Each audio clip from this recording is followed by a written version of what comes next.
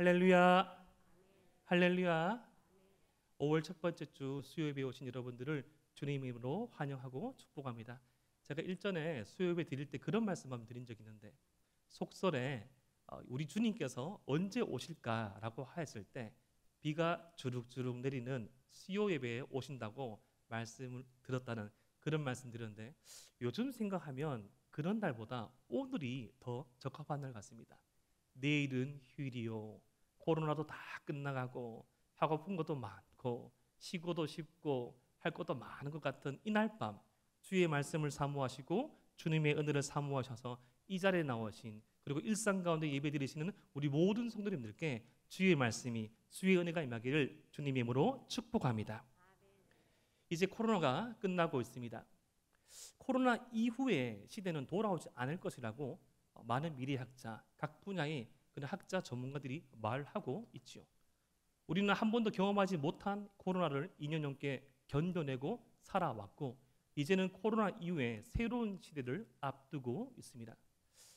이전 것을 회복하고 이전 것들을 복원하는 것도 참 중요하지만 코로나의 시대가 우리가 예측하지 못하고 이 코로나의 시기가 이렇게 길 것 같이 예상하지 못한 것처럼, 어쩌면 우리가 일상의 모든 것들이 회복되어지고 살아갈 날들이 새로울 수 있습니다. 낯설 수 있습니다. 좀 안다 싶고 좀 해봤다 싶다고 하지만 우리가 전혀 생각하지 못한 어떤 난수와 난제와 어려움들이 우리를 기다릴지도 모르겠습니다. 하지만 하나님의 백성의 그 난관, 어려움, 힘듦의 시기마다 하나님께서는 하나님의 백성들에게 또다시 믿음을 가지고 살아갈 수 있게끔 은혜의 징표를 허락하셨습니다. 한 번에 완성된 품으로, 완성품으로 주신 것이 아니라 하나님과의 관계를 통하여서 하나님께서 하나님의 백성을 세우시는 그 이야기들을 통하여서 하나님의 은혜를 다시금 기념하고 하나님의 은혜를 다시금 기억하고 붙잡고 살아갈 수 있는 은혜의 표적들을 허락해 주셨습니다. 예를 들어서 예수님께서 부활하신 이후에 여전히 방황하고 여전히 의혹 가운데 처해 있던 베드로와 제자들이 머물고 있던 갈릴리 바닷가로 우리 주님께서 다시금 찾아오셔서 말씀해 주셨죠. 3번 예수님을 부인한 베드로와 그 제자들에게 3번 예수님에 대한 사랑을 고백하게 함으로 남겨진 성령 충만 이후의 사명을 허락해 주셨습니다. 믿음이 약해져 있을 때마다, 위기와 어려움에 처할 때마다 우리 하나님께서는, 우리 예수님께서는 하나님의 백성을 고아처럼 내버려 두지 아니하시고, 특별히 지금과 같은 이 성령 시대에는 주의 이름을 구하는 자, 주의 능력을 구하는 자, 주의 말씀 가운데 임하시는 성령의 능력을 간구하는 하나님의 백성들에게 성령 충만함으로, 성령의 임재로 우리를 이끌어 가셨습니다. 오늘 말씀을 통하여서 이 코로나 이후라는 새로운 시대를 앞선 이 시점, 우리가 기대하고 우리가 기다리며 우리가 따라야 될 하나님의 은혜가 어떠한 것인지를 살펴보려고 합니다. 오늘 말씀의 그 시작이 여호수아 5장 2절 말씀에 이렇게 시작합니다. 그때 여호와께서 여호수아에게 이르시되 너는 부싯돌로 칼을 만들어 이스라엘 자손들에게 다시 할례를 행하라 하시매. 그때라는 말씀으로 시작합니다.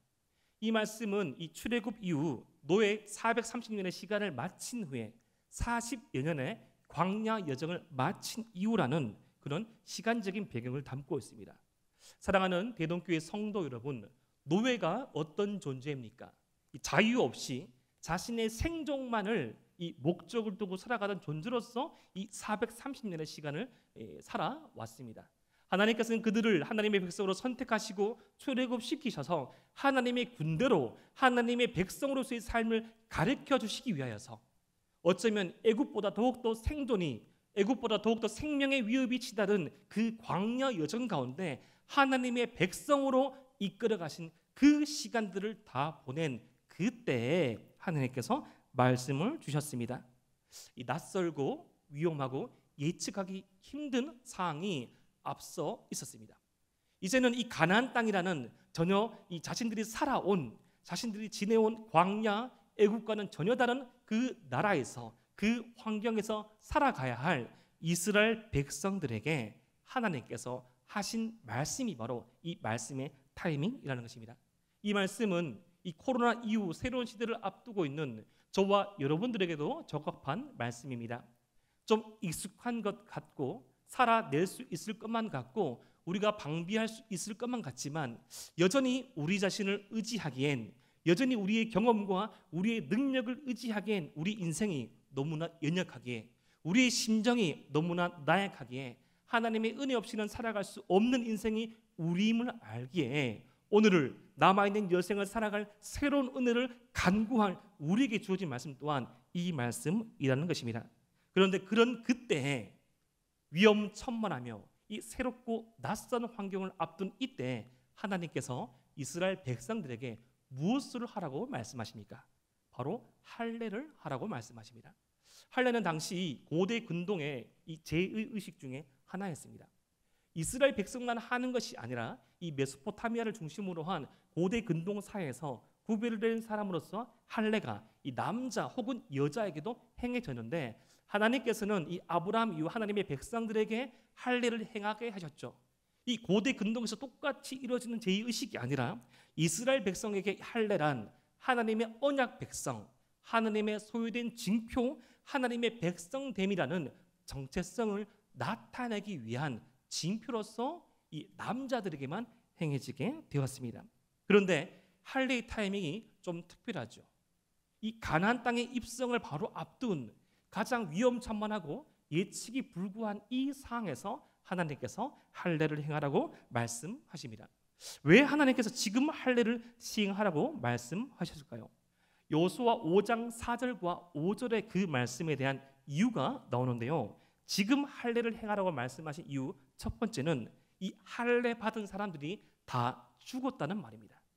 하나님의 언약 백성들은 남자가 대표하여서 할례를 받아야 되는데 지금 광야 1세대가 다 죽었기 때문에 할례를 행해야 한다는 것이고, 두 번째 이유는 지금 세대 가나안 땅에서 살아갈 이 세대는 할례를 받지 못했다는 이 표면적인 이유가 여호수아 5장 4절과 5절 말씀에 나와 있습니다. 그런데 이것은 표면적인 이유입니다. 이 표면적인 이유 가운데 이 하나님의 이 아픈 새끼 손가락과 같은 아픔이 감춰져 있습니다. 왜 할례를 받은 사람들은 죽었고 왜 할례를 받지 못한 사람들이 이렇게 남겨졌습니까? 그 답이 여호수아 5장 6절과 7절 말씀이 나오죠. 여호와의 음성을 청종하지 아니한 사람들, 애굽에서 나온 그 군사들이 다 멸절하기까지 이 하나님께서 기다리셨고, 하나님께서 이 멸절하심으로 말미암아 하나님의 말씀을 청종하지 아니하는 그 1세대 할례를 받은 사람들이 다 죽음에 따라서 지금 광야를 건너 가나안 땅에서 살아갈 이 세대는 할례를 전혀 받지 못했다는 것입니다. 어쩌면 이 출애굽 세대의 실패, 광야 1세대의 실패를 하나님께서 말씀하고 계신 것이죠. 이 청년들이나 성도들하고 이야기를 할 때 이 과거의 어떠한 시점에서 어떠한 이야기들을 할 때 그냥 지나가는 듯한 이야기를 할 때가 있습니다. 그런데 이 상담에 있어서 그냥 지나가는, 조금 힘들었다, 조금 아팠다, 조금 어려웠다, 그냥 스쳐 지나가는 것 같은 그 이야기에 상당히 많은 이야기들이, 상당히 많은 관계가 얽혀져 있을 일들이 많습니다. 그냥 표면적으로 들으면 조금 힘들었고, 표면적으로 들으면 그냥 재수를 하였던 시간이었고, 표면적으로 들으면 그냥 사랑하는 애인과 헤어진 시간이었지만 조금 들춰져 내버리면 이 고구마 줄거리처럼 얽히고 설켜 있는 이야기가 대단히 많지요.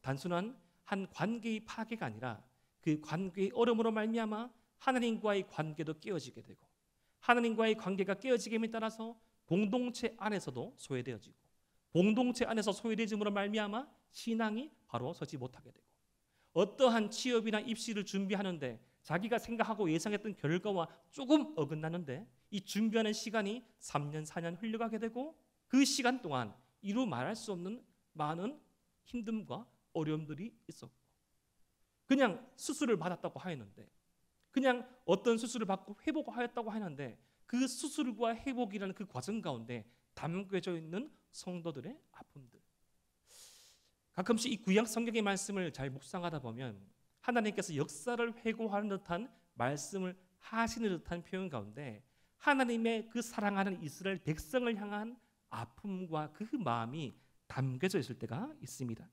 그냥 표면적으로는 아주 무덤덤하고 그냥 표면적으로는 지나온 이스라엘 백성의 역사를 서술하는 것처럼 보이지만 하나님의 아픈 심정이 이 묻어져 있는 말씀, 오늘 본문도 그러한 말씀입니다. 하나님께서는 이스라엘 백성을 이 광야 40년 여정 동안, 아니 그 이전부터 신실하게 사랑하셨습니다. 자유도 없고 선택도 없고 아무런 조건도 없이 그들을 맞이하셨고 주의 백성으로 맞이하셨고 낮에는 구름 기둥 밤에는 불 기둥 만나와 메추라기로 먹이시며 그 신발과 의복이 떨어지지 아니하도록 독수리 날개 업어서 주님께서 키우셨는데 사실 광야 40년 이스라엘 백성의 여정을 낱낱이 살펴보면 배신과 배도의 역사였습니다. 이 광야와 같은 인생이 있다면 얼마만큼 좋을까? 제가 오늘 묵도를 통해서 기도드렸던 신명기 33장 29절 말씀, 예전에 개역 한글판에서 이스라엘이여 너는 행복자로다. 이스라엘만큼 행복한 사람이 어디 있을까?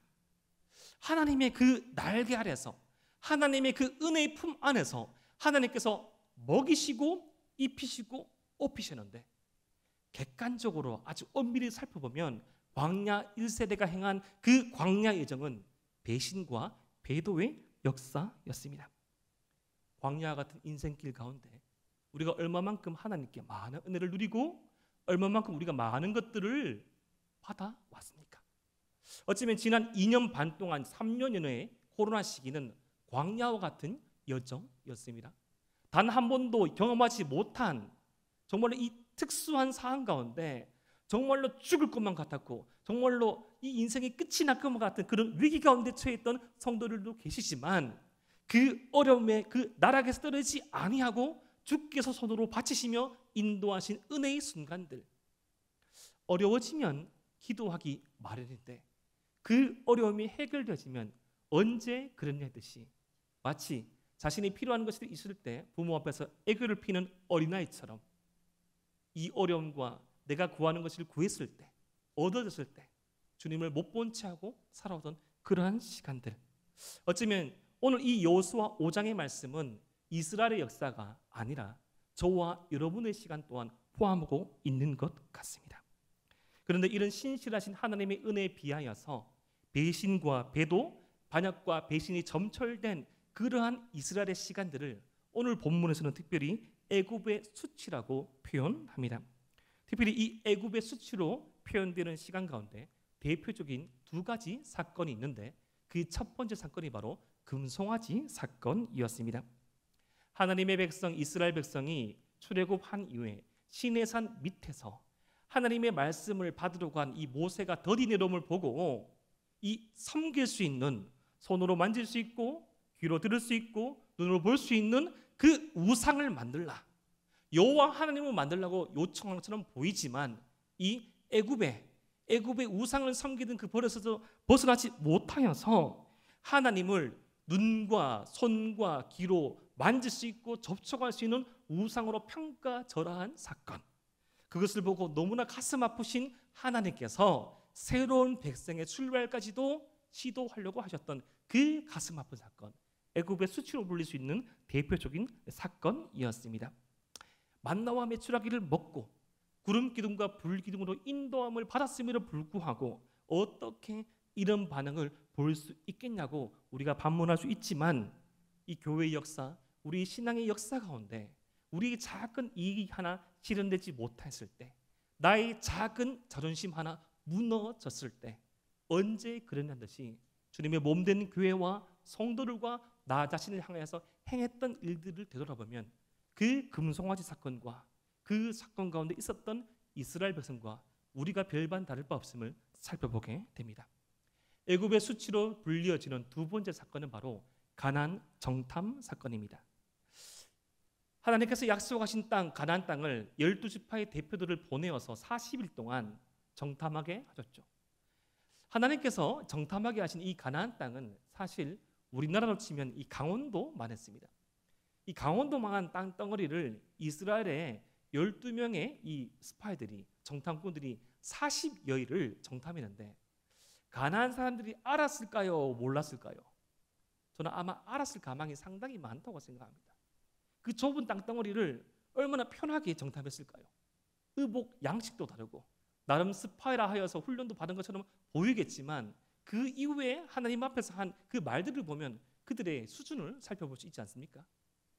그들이 40일 동안 안전히 정탐하게끔 하셨는데 기껏 이 40일 이후에 이 한 보고를 들어보면 10명의 정탐꾼은 이 객관적인 데이터만 말하죠. 이 객관화하여서 모든 사실을 객관화하여서 하나님을 원망하게끔 사람들을 조종합니다. 그래서 밤새 울고 원망하죠. 광야 40년 여정 가운데 이 밤을 샌 여정은 하나님께서 출애굽하실 때 이 바로의 군들을 밤새 막으신 사건 이후에 거의 처음인 것 같습니다. 밤새 기도하려면 힘들겠지만 밤새 원망한 건 사람이 가능하지요.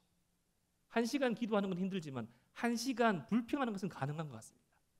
1시간 감사하는 건 힘들지만 1시간 남들이 잘못한 것에 대해서 비판하면 쉬운 것이 바로 인간 아닙니까? 밤새 울고 원망하고 믿음의 보고를 한 정탐꾼과 모세를 죽이려고 했습니다. 이것은 곧 하나님에 대한 대항이었죠. 이 사건을 통해서 우리가 알 수 있는 것은 믿는 자에게 필요한 것은 객관성만은 아니라는 것입니다.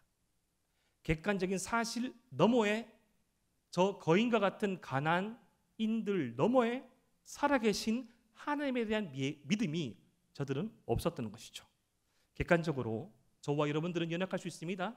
한 번도 살아가보지 못한 이 포스트 이 코로나 시대를 살아가기엔 우리는 너무나 연약할 수 있지만 이 모든 시간을 주관하시고 이 모든 역사의 왕 되시는 하나님을 인식하고 나갈 때 우리는 할 수 있다는 것입니다. 우리는 세상을 향해서 저들은 우리의 밥이라고 말할 수 있다는 것입니다. 그런 믿음을 가르치는 저와 여러분 되시기를 주님의 이름으로 축복합니다. 그런데 여기서 더 나아가서 애굽의 수치란 이 애굽에서의 고난으로 더 심화해서 해석할 수도 있습니다.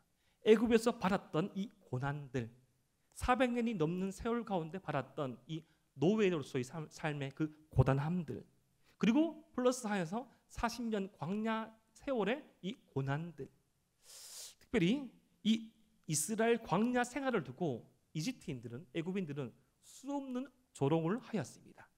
그런 이 애굽에서의 힘든 시간들, 40년 광야 여정에서의 고난들, 이를 든 전 주인이었던 애굽인들의 그 조롱들, 그로 말미암아 이었던 수치들. 특별히 이 저명한 구약학자인 이 해밀턴 박사는 이 애굽의 수치 이 부분이 가장 이 이스라엘 백성에게 이 하나님과의 관계성을 파괴하고 이스라엘 백성 스스로를 힘들게 했던 그런 도구는 언어, 말이라고 말합니다.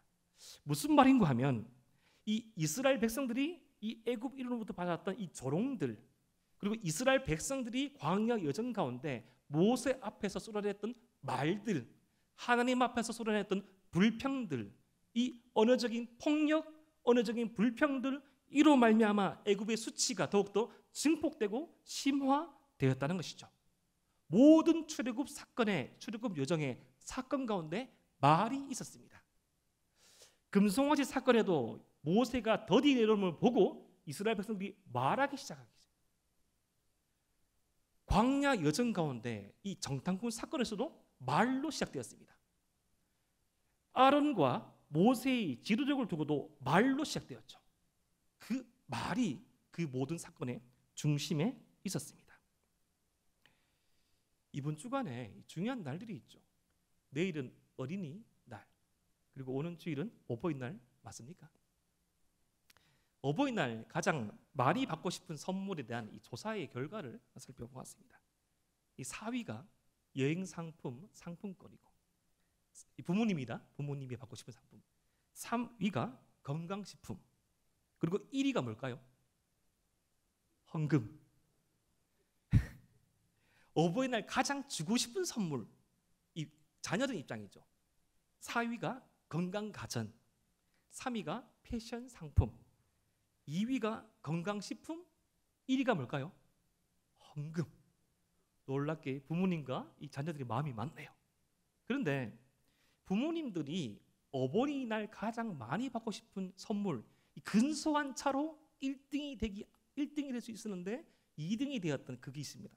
그게 뭘까요? 따뜻한 말 한마디. 따뜻한 말 한마디.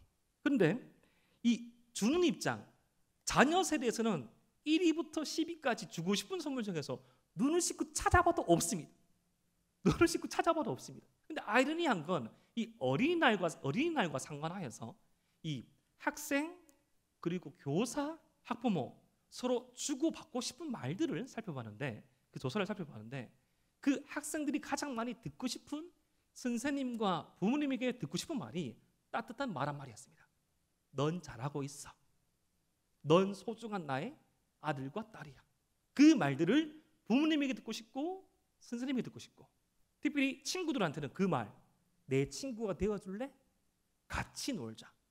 근데 그런 동심을 가지고 있던 이 자녀 세대가 성장함에 따라서 순수한 동심을 잃어버린 것일까요?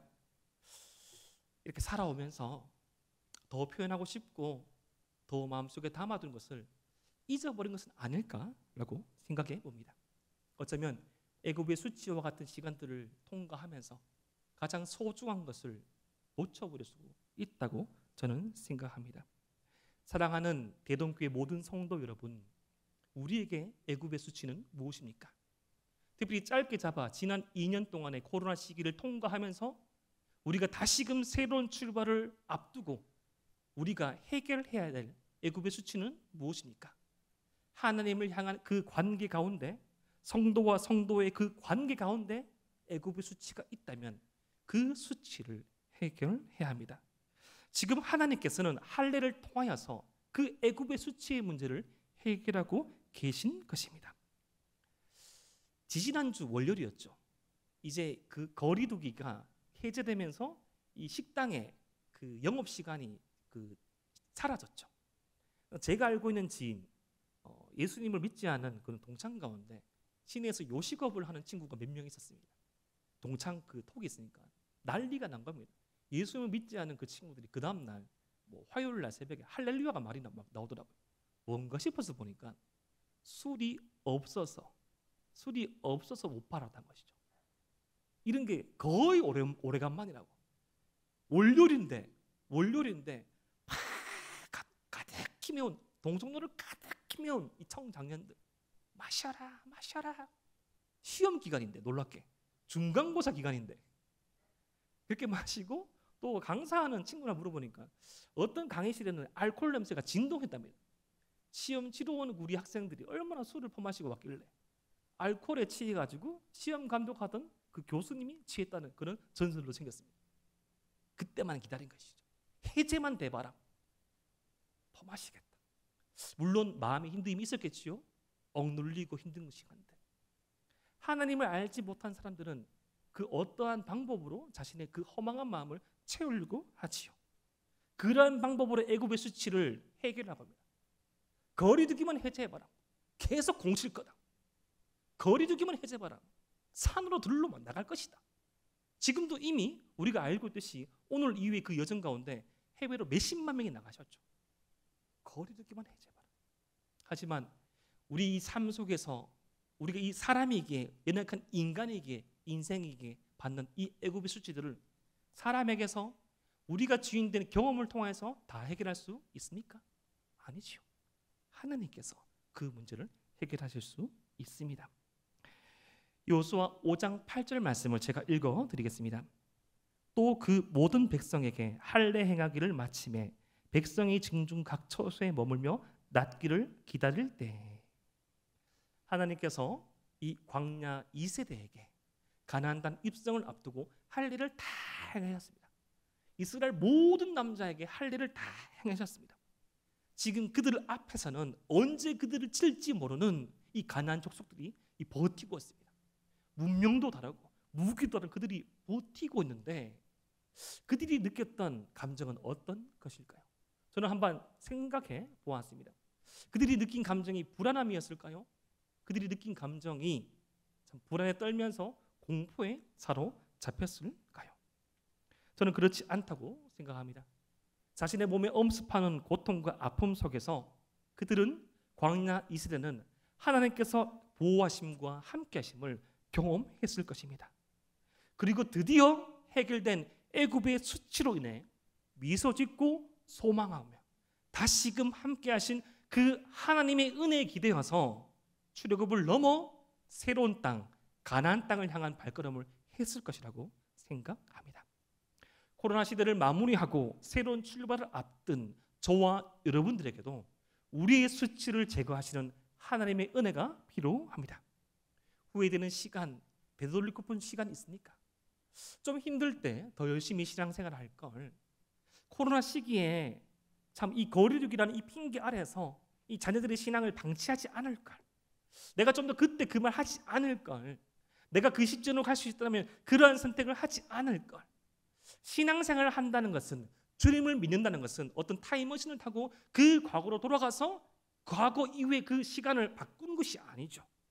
우리가 은혜로 산다는 것은, 신앙으로 산다는 것은 그 과거로 돌아가는 것이 아니라 지금 여기 우리와 함께 하시는 하나님의 은혜로 말미암아 삶을 재해석하고 과거는 주님께 맡기며 앞으로 우리와 함께할 주님의 은혜에 기대하여서, 주님의 은혜에 기대어서 한 걸음 한 걸음 살아갈 때 하나님께서 우리가 하지 못한 그 과거의 문제까지도 청산하시고 새로운 은혜와 새로운 날들을 허락하신 것이 신앙생활 아니겠습니까? 지금 우리에게 그러한 은혜가 필요합니다. 그런즉 누구든지 그리스도 안에 있으면 새로운 피조물이라, 이전 것은 지나갔으니 보라 새 것이 되었도다. 아멘. 누구든지 그리스도 예수 안에 있으면 새로운 피조물입니다. 날마다 일용할 영혼의 양식으로 살아가는 우리에게 생명력이 있다는 사실을 잊지 마십시오. 교회 음악의 거장 바흐는 이런 말을 남겼습니다. 하나님께서 마침표를 찍은 것을 물음표로 바꾸지 말라. 하나님께서 마침표를 찍은 것을 물음표로 바꾸지 말라. 성도의 삶에는 결코 헛됨은 없습니다. 과거로 돌아가서 그 과거에 은은부호를 묻히고 만약이라는 해석천가는 삼가하셔야 합니다. 지금 우리가 만약 그 아픔, 애굽의 수치와 같은 시간이 있다면 그것을 가지고 갈 곳은 분명하죠. 바로 십자가 아래입니다. 우리의 모든 수치를 해결하신 그 은혜의 장소, 십자가로 나감이 필요합니다. 코로나 이후의 시대는 우리가 정확하게 무엇이 올 것인지 다 예측할 수 없지만 그 시대 가운데, 그 시기 가운데 우리에게 베풀어 주신 그 은혜의 원천, 십자가 아래로 우리가 그 수치의 문제를 가지고 나갈 때, 다시금 주님께 간구하며 은혜를 주님께 간구하며 나아갈 때 주님께서는 새로운 출발을 우리에게 허락하실 것입니다. 이제 우리에게 누가 기다리는지, 어떤 사건이 기다리는지 모릅니다. 또 혹자는 또 말하죠. 더 심한 바이러스가 올 것이다. 마스크를 영영히 벗지 못할 것이다. 또 제2, 제3의 전염병이 올 수 있을 것이다. 물론 그럴 수도 있겠죠. 하지만 그 애매모호한 그 모든 예측보다 가장 확실한 것은 이제까지 함께 하신 주님께서 앞으로도 영원히 우리와 함께 하신다는 사실입니다. 믿으십니까? 그 하나님께 우리의 과거를 맡기며 주님 앞에 바로 서지 못한 시간들을 회개하며 다시금 은혜로 회복함이 필요합니다. 여호수아 5장 9절 말씀 제가 읽어드립니다. 여호와께서 여호수아에게 이르시되 내가 오늘 애굽의 수치를 너희에게서 떠나가게 하였다 하셨으므로 그곳 이름을 오늘까지 길갈이라 하느니라. 아멘. 가나안 정복 전쟁 초기에 이스라엘 백성은 이 길갈을 베이스 캠프로 삼습니다.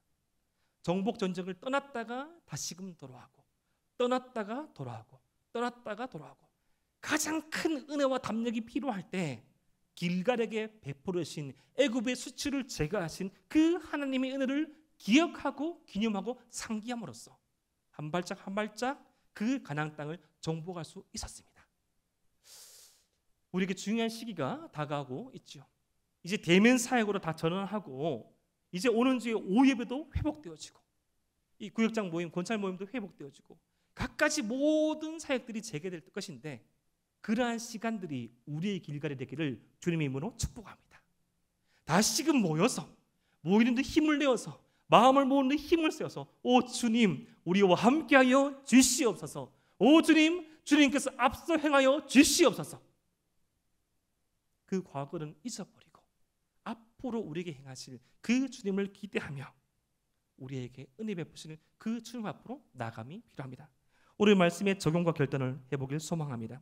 우리에게 있는 애굽의 수치는 무엇입니까? 그것을 주님 앞에 토하고 해결하길 원합니다. 하나님과의 관계 회복을 위해서 기도하길 소망합니다. 그때 주님께서 큰 은혜를 베풀어 주실 것입니다. 그러나 믿음의 한 걸음 내리시는 저와 여러분 되시기를 주님의 이름으로 축복합니다. 기도드리겠습니다.